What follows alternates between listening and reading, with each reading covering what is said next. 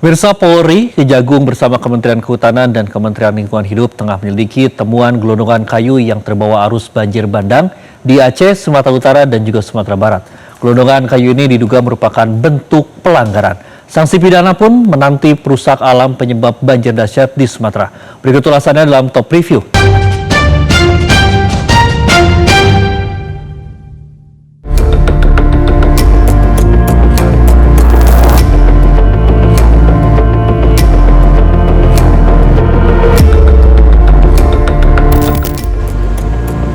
Sebuah kapal tongkang yang mengangkut kayu gelondongan terdampar di Pantai Tanjung Setia, Kabupaten Pesisir Barat, Lampung sejak 6 November 2025. Kapal tongkang bermuatan 4.800 kubik kayu kruing dan meranti ini disebut berasal dari Sikakap, Kepulauan Mentawai, Sumatera Barat.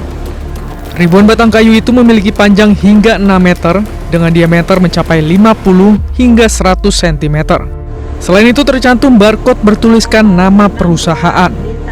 Kapal tongkang ini sudah terdampar di Pantai Tanjung Setia beberapa pekan sebelum banjir bandang dan tanah longsor menerjang Aceh, Sumatera Utara, dan Sumatera Barat yang kemudian membawa gelondongan kayu terseret arus hingga menghantam permukiman warga. Namun publik mengaitkan gelondongan kayu yang diangkut kapal tongkang yang terdampar ini dengan kerusakan lingkungan yang memperparah dampak banjir bandang dan longsor di Sumatera. Kabid Humas Polda Lampung, Kombes Yuni Iswandari menjelaskan, kapal tongkang ini terdampar karena cuaca ekstrim sehingga terhempas dan terdampar di Pantai Tanjung Setia. Itu dikarenakan ada cuaca yang sangat ekstrim, kemudian ada yang terlilit ya talinya, sehingga mengakibatkan kapal itu terdampar ya. Ini masih ada di sana hingga hari ini. Kalau upaya kepolisian kita sudah meriksa sudah apa gitu, sudah ada penyelidikan kah? Baik, dari pihak aparat kepolisian sudah mengambil langkah-langkah dan tindakan karena di dalam kapal itu juga sudah diambil keterangan dari ABK, ada 3 orang di situ ya. Sebulan yang lalu ya, pada tanggal 6 November terjadi kejadian seperti itu. Sebelumnya gelondongan kayu yang terbawa arus banjir bandang juga ditemukan di pesisir pantai Desa Bawozawa di Kabupaten Nia Selatan, Sumatera Utara. Ribuan kubik gelondongan kayu yang memenuhi bibir pantai ini merupakan material banjir dahsyat di Aceh, Sumatera Utara, dan Sumatera Barat. Terkait kerusakan lingkungan sebagai salah satu penyebab banjir bandang di Sumatera, pemerintah melalui Polri dan Kementerian Kehutanan sudah membentuk Satgas Gabungan untuk menyelidiki temuan gelondongan kayu tersebut. Kapolri Jenderal Polisi Listio Sigit menyebutkan, temuan gelondongan kayu yang dibawa banjir bandang ini diduga ada kaitannya dengan pelanggaran. Untuk melakukan penyelidikan terkait dengan temuan-temuan kayu yang diduga juga ini berdampak terhadap kerusakan dan terjadinya beberapa jembatan, beberapa rumah, dan juga korban jiwa yang muncul karena adanya temuan-temuan kayu yang diduga ada kaitannya dengan pelanggaran. Oleh karena itu kita akan melakukan pendalaman terlebih dahulu bersama-sama dengan tim. Beberapa hari ini kita sudah turunkan personel dan kita nanti akan gabung dengan tim dari Kementerian Kehutanan dan bila perlu dengan satgas lain yang bisa bergabung termasuk PKS, sehingga kerja tim bisa lebih cepat dan segera bisa kita infokan. Saya kira beri kesempatan kami untuk memproses segala sesuatunya ya, supaya tidak terlalu prematur kami sampaikan. Namun secara paralel tadi dari pihak kepolisian sudah turun ke 2 daerah ya, Garuga dan Agoli ya, 2 das yang ada di Batang Toru. Namun bagaimana konkretnya ya, saya kira lebih baik nanti biar tim bekerja secara sinergis dan nanti akan kami laporkan secara reguler untuk ke publik. Selain Polri dan Kementerian Kehutanan, Kejaksaan Agung melalui Satuan Tugas Penertiban Kawasan Hutan mengaku sudah turun ke lapangan untuk mengecek dugaan pembalakan liar yang membuat dampak banjir bandang dan longsor di Sumatera makin parah. Kapus Penkum Kejagung Anang Supriyatna menegaskan pihaknya tidak segan memproses hukum pihak tertentu yang terbukti melakukan pelanggaran. Ini khusus terkait dengan kawasan hutan ini yang saat ini gitu kan. Apa nanti di situnya ada tambang atau nanti sedang didalami. Apakah ini nantinya akibat seperti dari apa, dari rusaknya kawasan hutan atau kayu tambang, nanti didalami oleh. Yang jelas tim PK sudah bergerak. Tapi kan kemarin ada yang kayu gelondongan gitu Pak ikut terbawa arus plat. Nah kalau Satgas PKH ini bagian yang ikut menyelidiki terkait potongan-potongan kayu itu aja atau memang khusus untuk di kawasan hutannya aja sih? Yang jelas tim Satgas termasuk ya apa yang terjadi termasuk kalau mereka masuk ke sana. Apakah itu berasal dari kawasan hutan atau tidak, kalau akan di dalam. Yang jelas mereka sudah masuk ke sana. Sementara itu, Kementerian Lingkungan Hidup juga tak mau tinggal diam. Setelah menyatakan adanya indikasi pelanggaran yang dilakukan 8 perusahaan yang bergerak di bidang perizinan berusaha pemanfaatan hutan, pertambangan, PLTA, hingga perkebunan, Menteri Lingkungan Hidup Hanif Faisal Nurofik melakukan pengecekan ke daerah bencana di Desa Garoga, Tapanuli Utara, Sumatera Utara. Di wilayah ini ditemukan fakta bahwa gelondongan kayu tersebut tidak terbawa arus banjir secara alamiah, tapi tumbang karena dipotong dengan menggunakan gergaji.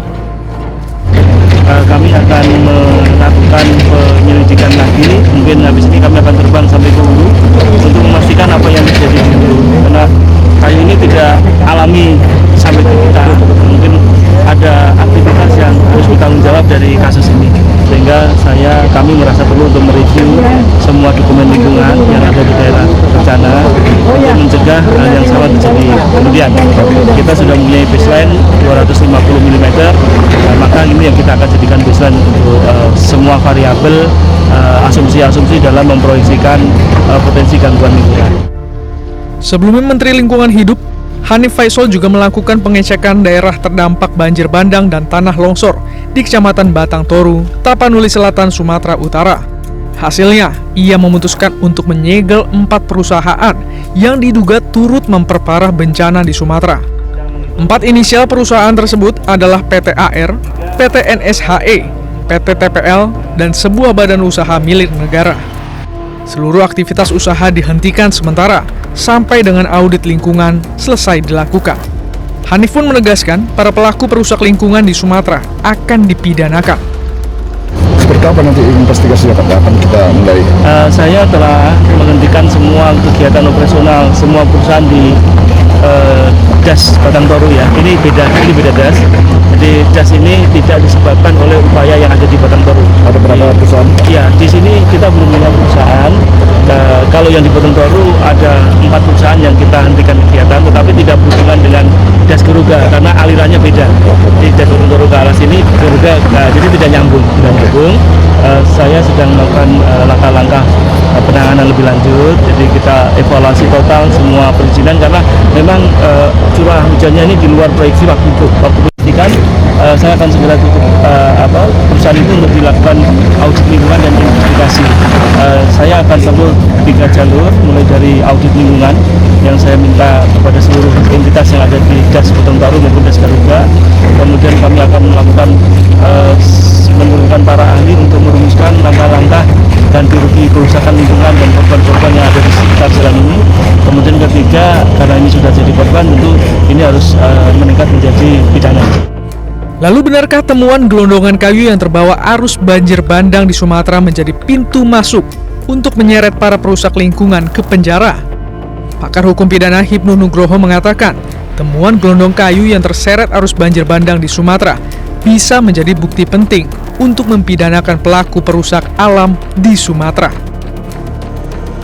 Ya, kalau kita lihat lokasi kejadian sebagai bukti-bukti penting terkait dengan gelondongan, terkait dengan lokusnya, terkait dengan cara menggergajinya. Jadi dalam delik-delik lingkungan ini mudah-mudahan tidak pada premium remedium, ganti rugi, tapi juga ultimum remedium. Oleh karena itu kalau kita lihat sebagai bukti tadi, Pak Kapolri sudah akan menunjukkan, bagus itu kaitannya dengan tindak pidana lingkungan, ya kan? Akan kelihatan sekali itu. Kejaksaan Agung, nah Kejaksaan Agung itu fokus pada apakah pada izin-izin. Jadi kayaknya dalam konteks hukum ini sudah masuk kualifikasi dari civil malpraktek kehutanan kepada kriminal malpraktek kehutanan. Dalam kriminal praktek kehutanan ini makanya dalam hal tindak pidana lingkungan Kapolri, tapi dalam hal terkait suap, gratifikasi, keluarnya izin, dalam hal penambangan hutan, penebangan hutan, ini saya kira suatu saling mengisi. Jadi mudah-mudahan sekarang ini sebagai alternatif penyelesaian pidana ini, Pak Prabowo meletakkan sebagai joint investigasi. Apakah akan lebih efektif bagi aparat penegakan hukum untuk langsung menyelidiki semua perusahaan terkait yang berada di Sumatera? Ya, karena ini sudah keterlaluan, Mas. Sudah keterlaluan. Ini sudah rakyat menjadikan suatu korban. Negara menjadikan korban. Berapa kerugian yang ditimbulkan akibat pasca bencana ini? Ini kan sudah kelihatan sekali. Dan kalau kita kaji, teman-teman ilmu lingkungan, itu sudah diperingatkan sebetulnya kaitannya dengan penambangan-penambangan itu. Tapi tampaknya kalau kita lihat dalam suatu penegakan hukum itu tidak maksimal. Coba beberapa bulan yang lalu kalau nggak salah di Sumatera Utara itu kasus illegal logging. Apa yang terjadi? Diputus bebas. Kemudian ada di Sumatera diputus bebas. Padahal buktinya jelas, kayunya jelas, lokusnya jelas. Kenapa sampai putus bebas? Adakah faktor X? Adakah faktor oligarki? Adakah faktor orang yang membacking? Ya, karena dalam hal tambang, Mas, tambang apapun, kalau kita lihat dalam berbagai kajian itu ada backing-backingnya. Di sini saya kira Presiden harus buka membackup kepolisian, membackup kejaksaan dalam mengungkap sebenarnya sehingga terhadap hutan-hutan yang lain tidak terjadi seperti ini. Banjir bandang dan longsor di Sumatera hingga Sabtu 6 Desember 2025 telah menyebabkan lebih dari 900 jiwa melayang, serta 408 lainnya masih dinyatakan hilang. Ratusan jiwa yang meninggal dunia dan ratusan korban yang belum ditemukan hingga jutaan penduduk yang terdampak pada situasi kerusakan masif infrastruktur ini tentu tidak bisa dianggap sebagai angin lalu. Maka pihak-pihak yang terbukti merusak lingkungan sehingga memperparah dampak bencana dahsyat di Sumatera harus dijerat pidana dan diseret ke meja hijau, juga dijebloskan ke penjara.